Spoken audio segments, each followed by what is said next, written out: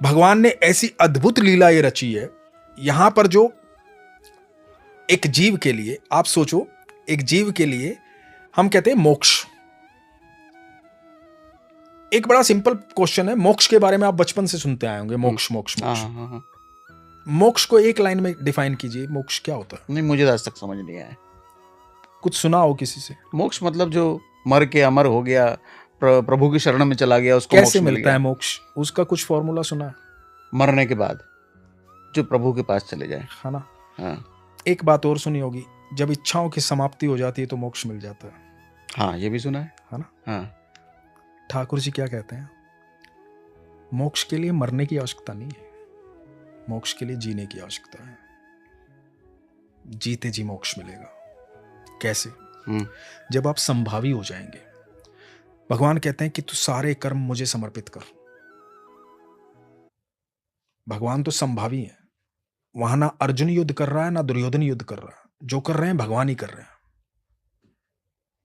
तो अर्जुन को क्या बोला कि तू अपने सारे कर्म मुझे समर्पित कर, करने वाला मैं हूं, और ये जिनको तुझे लग रहा है ना कि ये जिंदा खड़े, इन सबको मैं मार चुका हूं पहले ही। तुझे जीत का श्रेय देना चाहता हूं इस संसार में, तो ये श्रेय स्वीकार कर तू मेरा, क्योंकि तुझसे बेहद प्रेम करता हूं। तेरे जैसा सरल भक्त नहीं देखा मैंने, तेरी सरलता से प्रभावित हूं मैं। ठीक है? तो इधर भगवान क्या कहते हैं, तू अपने सारे कर्म मुझे समर्पित कर। जब आपने भगवान को सारे कर्म समर्पित कर दिए, आप जो भी कर रहे हैं आपने भगवान को समर्पित कर दिया। जब कर्म समर्पित हो गया तो फल की आपको चिंता रहेगी नहीं कि फल अच्छा आएगा बुरा आएगा कैसा आएगा, आपको फल से वास्ता ही नहीं है, क्योंकि कर्म ही भगवान का हो गया। अब जो भी फल आएगा वो भी भगवान का, अच्छा या बुरा है। आप तो सिर्फ खड़े हो और निमित्त मात्र बने हुए हो हर चीज के लिए, है ना? तो आपको ना सुख होगा ना दुख होगा, संभाव आ गया, सबके लिए संभाव आ गया।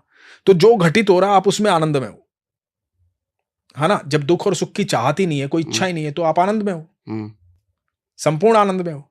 जब संपूर्ण आनंद प्राप्त हो गया तो हो गया मोक्ष, जीते जी हो गई इच्छाओं की समाप्ति, हो गया संभाव। भगवान तो ये कह रहे हैं कि आपको जीते जी मोक्ष मिलना चाहिए, मरने के बाद की क्यों चिंता कर रहे हो, उसकी क्या तैयारी कर रहे हो? मैं तो जीते जी आनंद देना चाहता हूं तुम्हें।